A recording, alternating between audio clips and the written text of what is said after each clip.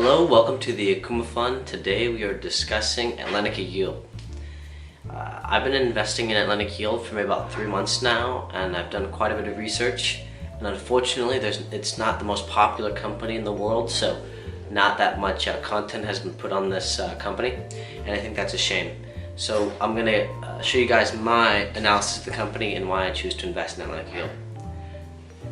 So a brief overview of the history. Atlantic Yield IPO'd in about 2014. It started off really strong at $30 a price, and after about a year of some shaky growth, not shaky growth, but it basically IPO'd at an overvalued price, dropped down to about $15 per share with about a 5 to 6% dividend yield, and has pretty much stayed in line with about the 6.5% dividend yield for the past 3 years.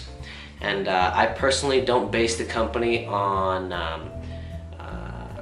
a market cap or anything, or assets under management or anything like that. I base the company, I only buy whenever it hits a certain type of dividend yield, and for me that's about 6%. Anything below I will buy. In 2014, right, if we just disregard the stock price, when they IPO because they're starting to experience huge growth. They pretty much double their revenues in about over the span of about 2 years. Okay, they went from about $600 million in revenue to about $1 million. Okay, and also growing that dividend slowly. They paused it, which is probably one of the reasons why it dropped down. But they paused the growth. But then they started to ramp it up to about 80% of where it is now in 2018. In late 2018, it's Q3. Within that gap, right, there was growth.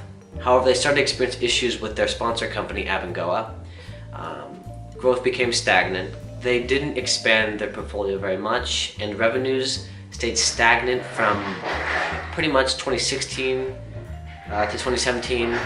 And in the 2018 quarter, they've experienced some very minor growth in the overall CAFD, which is cash available for distribution. However, recently they've been putting about an 80% payout ratio. That's what they're aiming for. So pretty much like Invesco yield levels. So if you're familiar with Pattern Energy and other companies like that. But here's the difference. Their sponsor company, Algonquin, I feel is going to allow them to increase their growth to similar levels. Not exactly the same similar levels as what they did in 2014, 2015, but consistent growth, okay? And combine that with a starting yield of already at around 6.5% as of right now. The share price I think closed today at around just below $20. For a dividend yield of $1.34 a year, it's excellent. And anyways, I didn't even explain to you what they even do. Atlantica Yield is a renewable energy company. They purchase assets in hydropower plants. They purchase assets in solar, or they develop them in water salination, in wind generation. They have these places all over the world, in the United States, in Algeria, in Spain, in South America, and Central America.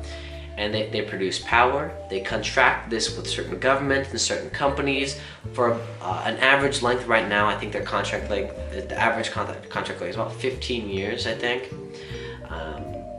They do this with a combination of debt and equity from their sponsor company, and they grow their portfolio consistently.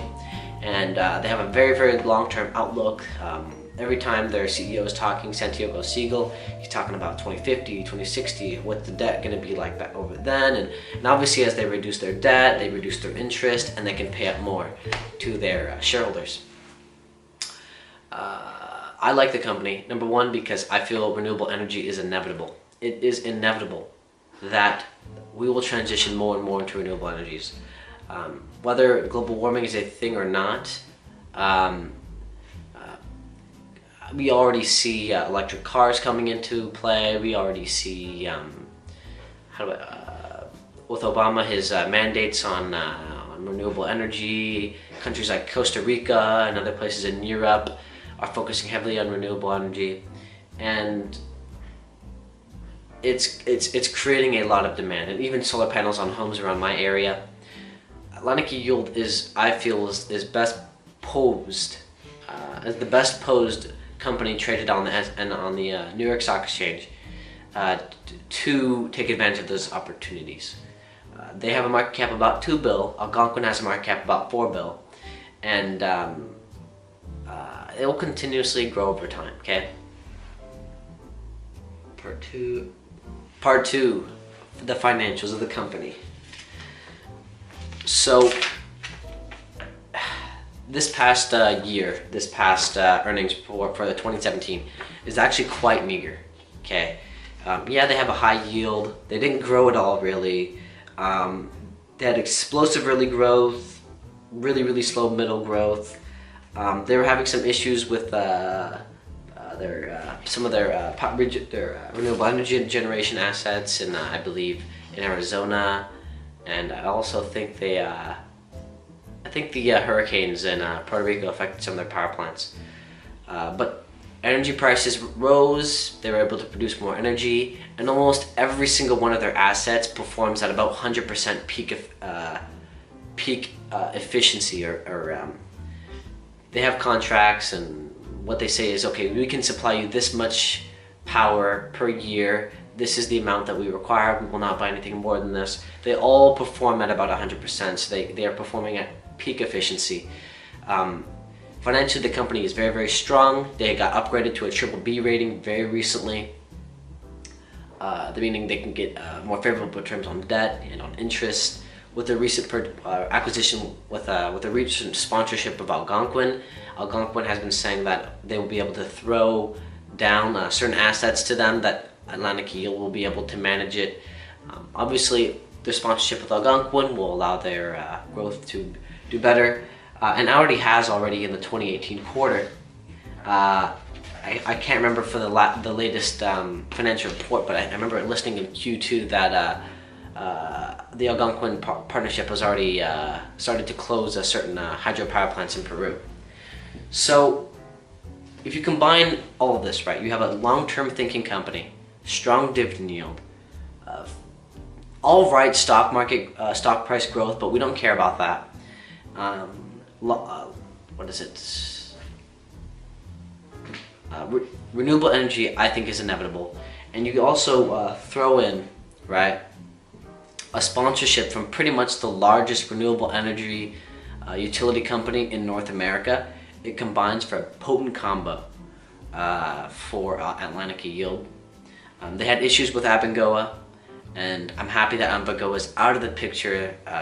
Their 2015-2016 growth was hampered heavily by that fiasco with them. But looking forward, this is an investment that I plan on holding for maybe at least about 25 years. The only thing I can see disrupting this company would, number one, be obviously, besides natural disasters, political strife, etc., they're diversified over a large geographic area, so that's a huge plus for me. Is something else, some other type of technology coming in and completely changing the way we think about energy. But as long as we have the current paradigm of fossil fuels or renewable energy, this company will continue to see long-term growth. If you are a socially responsible investor, I don't consider myself such, but if you are, this is a great company for you. If you believe renewable energies are great and you believe oil is bad, this company provides dividend yields better definitely starting yield than companies like ExxonMobil and such. But I'm not recommending it to you. This is my own personal analysis. This is why I choose to invest in Atlantica Yield. You should do your own research. You should talk to your financial advisor. I'm going to buy this company and hold it for the very long term. As long as the dividend yield stays above 6%, I'm going to load up on the stock. Thank you very much for watching. This has been the Akuma Fund. Goodbye.